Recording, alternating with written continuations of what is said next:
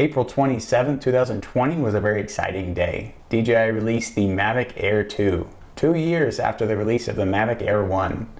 We now have 4K at 60 frames a second, a 48 megapixel still image, APAS 3.0, OcuSync 2.0, a completely redesigned remote control, and a whole slew of other features.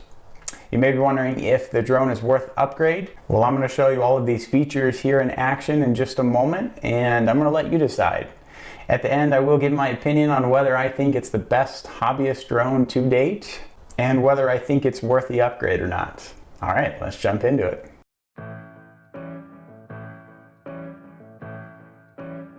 I purchased the Fly More combo, which comes with the drone, of course, a remote controller, 2 extra batteries in addition to the one that comes installed in the drone, a battery charging hub, a battery to power bank adapter so you can charge your phone or tablet, a battery charger, a USB Type-C connector and a micro USB connector with a lightning cable installed in the controller, 6 pairs of props, a Type-C cable to charge your RC, a set of 3 neutral density filters, a shoulder bag, and lastly, an extra set of sticks for your RC.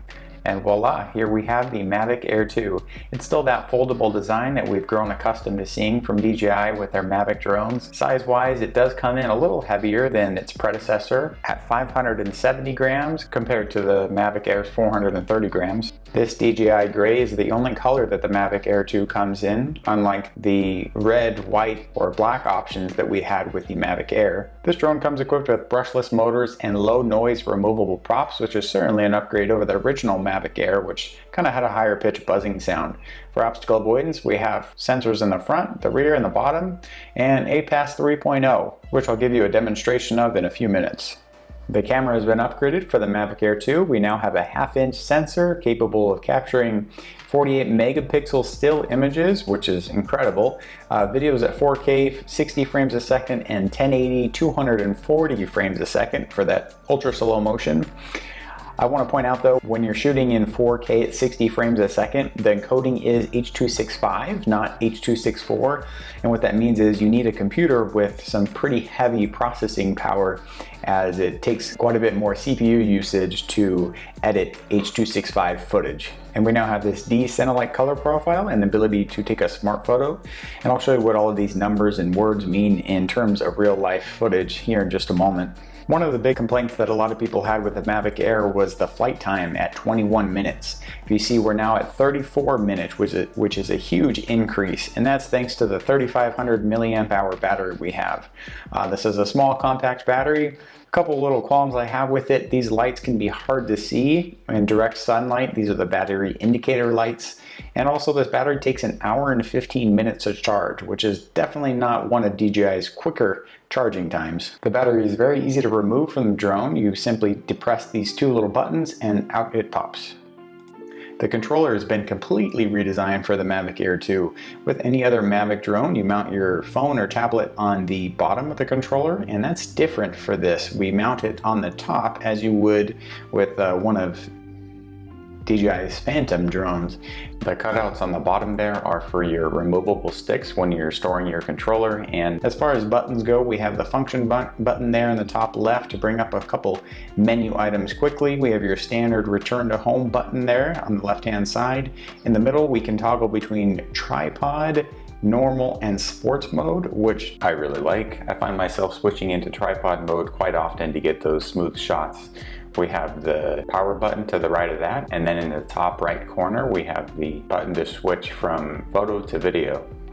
And moving to the top of the controller, on the left hand side we have that gimbal tilt wheel, and on the right hand side we have the shutter button where we can capture photos and video. To mount your phone, you simply pull on this little clip here, which will extract the phone holder.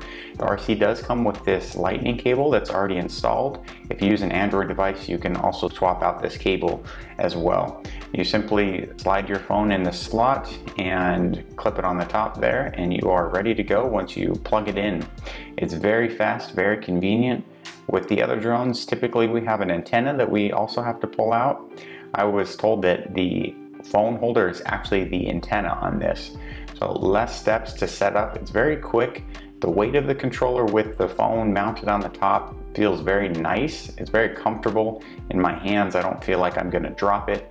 I feel like the weight has been distributed evenly. Overall, I'm very impressed with this controller setup. I will say though, it's a little bit bigger than the other Mavic controllers. So if portability is an absolute must, this may have a strike against it. And lastly, this drone and controller combo comes with OcuSync 2.0, which is a ginormous upgrade over the Mavic Air's Wi-Fi transmission system. That means a lot longer flight distances. DJI claims up to 10 kilometers or 6 miles, which is just unheard of. That's more than any other DJI drone. Obviously, to stay legal, you need to keep that drone within line of sight, but I am happy to announce that I have had very good success with this OcuSync 2.0 on the Mavic Air, especially around an urban environment. Something that I'm very excited about with the Mavic Air 2 is the addition of AirSense, which is DJI's technology that detects other aircraft in the area. DJI announced a while back that they would include this with all of their drones that weigh over 250 grams from 2020 on. So I've had a chance to experiment with it. It does a pretty darn good job. Unfortunately, right now it's only available in the United States. So maybe in the future, we'll see support for other countries as well. Okay, let's go ahead and get into the footage. So I'm gonna walk you through what active track and APAS look like, and then we'll go ahead and go over the quick shot modes. I'll show you some of the photo and video capabilities we have. I'll show you the hyperlapse mode, and then I'll give you my final verdict. All right, here we go. And for the fun part, let's talk about tracking modes, or as DJI refers to them, focus track modes. We have Spotlight 2.0, Active Track 3.0, and Point of Interest 3.0. If you aren't familiar with Focus Track, they're basically different modes that DJI has given us to allow the drone's camera to track a subject. I'll go ahead and walk you through what each of these modes look like in action.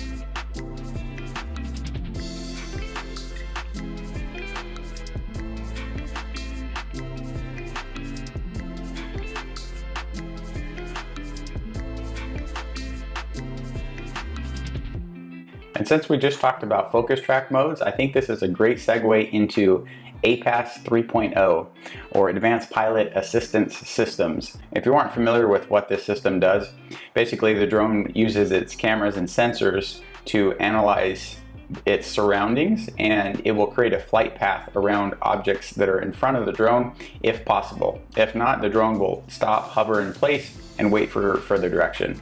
APAS can be enabled during normal flying, and you can also have it enabled when you're using one of the focus track modes, which I'm doing here. I'm using the Trace active track mode.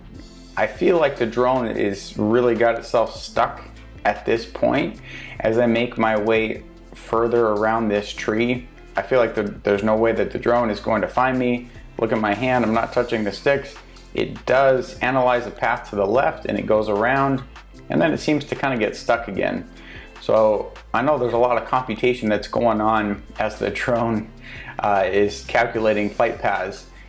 Almost hits a tree there. And see how I stop here? I do occasionally need to stop and wait for the drone to catch up. If I move too quickly, it will lose track of me and it will stop and hover in place. Maybe that's something that DJI can improve upon in the future. But if I give it enough time, it usually catches up and we can proceed forward. I didn't realize until after I watched this video how close the drone came to hitting the shed right there. Kind of scary, but again, it did sense it, obviously didn't hit it. As I make my way around the shed here to the left, the drone does a good job. It still has a track on me. You can still see me right there, just barely, and it does well there, but then watch when I round this corner. The drone, look, it still flies in that direction, but then it stops and hovers. What are QUICKSHOTS? QUICKSHOTS are basically preset flight paths that DJI integrates into their drones to make getting those cinematic shots a lot easier. The Mavic Air 2 has 6 different QUICKSHOTs, and before we actually get into what they are, I want to mention that as of right now we're limited to 1080p at 30 frames a second, so unfortunately no 4K video for the QUICKSHOTs.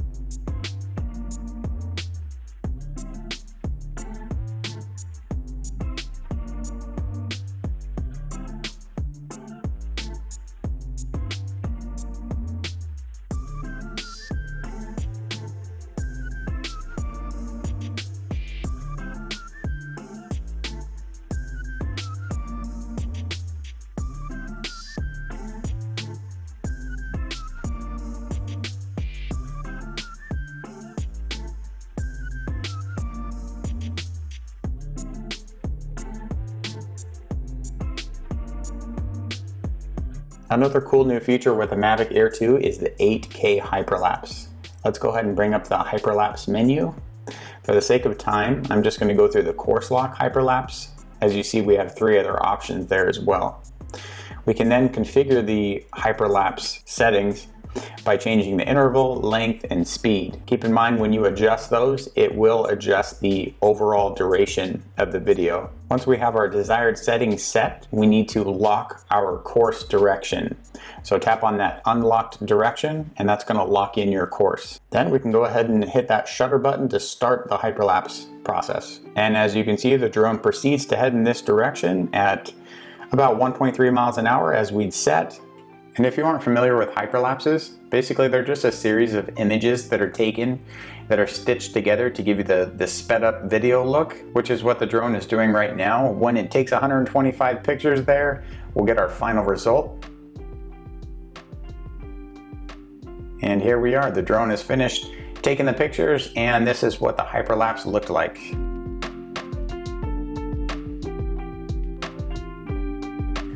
Here are a couple of other hyperlapses that I took while getting familiar with the drone.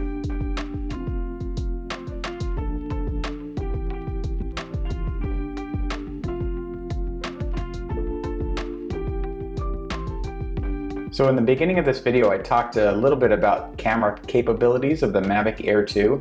In future videos, I'm going to go into a lot more detail about the different video and photo modes that we have, but I wanted to show you some quick footage that I got to give you an idea of what you might expect to see from the Mavic Air 2.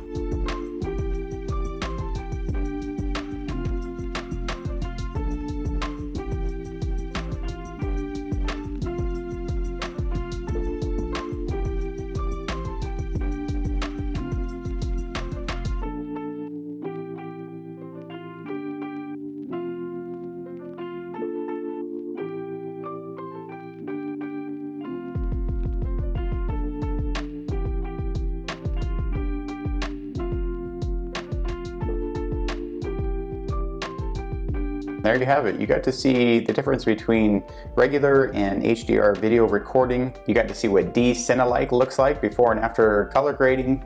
And also we looked at a couple of still images The first was a 12 megapixel photo, followed by a 48 megapixel photo, and I zoomed into 400% so you could see that with a 48 megapixel, we still retain a lot of that resolution that we lose with a 12 megapixel. Lastly, we took a look at the smart photo, which is another nice feature that DJI has added on for the Mavic Air 2. And now you're looking at slow motion footage. We are 1080p at 240 frames a second in this footage here. So pretty cool. DJI has added some neat features to the Mavic Air 2. Definitely a step up over the original Mavic Air. And again, I'm going to jump a lot more into what each of these video and photo capabilities can look like in future videos. Okay, now that you've gotten an overview of all of Mavic Air 2's biggest features, what do you think? Is it worth it? Should you upgrade? Is it the best hobbyist drone? Well, I'm going to share a couple of my favorite features with the Mavic Air 2, a couple areas where I think that DJI could improve, and then I'll give you my final verdict. So my favorite features, I would say, are the APAS 3.0. As you saw in the video, the drone did occasionally pause and stall and try to analyze a flight path around obstacles in front of it, but not once did it actually run into anything. Granted, I've only had this drone now for about a month, and I'm sure I'm going to put it through its paces here in the future, but I really am impressed with what DJI has been able to do. Is it on Skydio's level?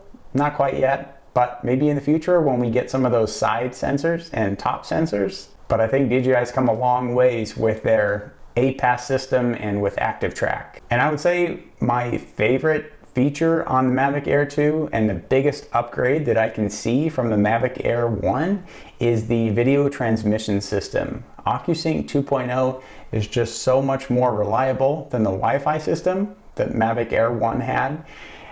I live in San Diego, and obviously there's a lot of buildings, a lot of urban environments, and I really have not lost connection with the drone yet.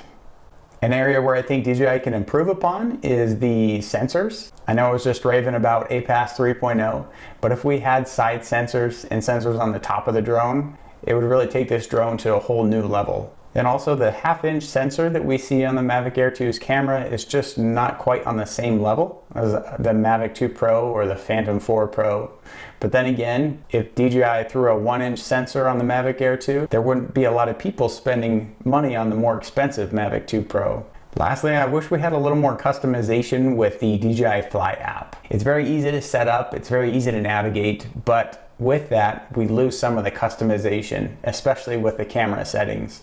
So maybe with future firmware updates, we'll see some more customization options, but that's something that I found myself wanting. So what do I think? What's my final verdict? Well, to be completely honest, there is no better technology for the price today. In 2020, for $800, you could not buy a better drone. Sure, you can make your arguments that some of the other drones have features that slightly outperform the Mavic Air 2, but when you take everything into consideration, the Mavic Air 2 is hands down the best drone for the price. So if you're looking for your first drone, or you want to upgrade the Mavic Air 1, or you just want a portable drone to throw in your bag, I really am convinced that you won't regret picking up this drone. But if you want portability and you absolutely must have the best camera, I would recommend checking out DJI's Mavic 2 Pro or Zoom. Alright, so I want to hear from you guys. Is the Mavic Air 2 worth it? Did you get it? Do you plan to get it? Leave a comment in the section below. And this video is just the start of a video series that I intend to create on the Mavic Air 2. So let me know what else you guys would like to see, what you want me to jump into. And also you can check out Let Us Drone, where I have a lot more in-depth content, and stack up the Mavic Air 2 against some of its competitors. Lastly, please like this video if you found it to be helpful, and consider subscribing to the channel if you want to see more content like this. Alright, we'll see you next time.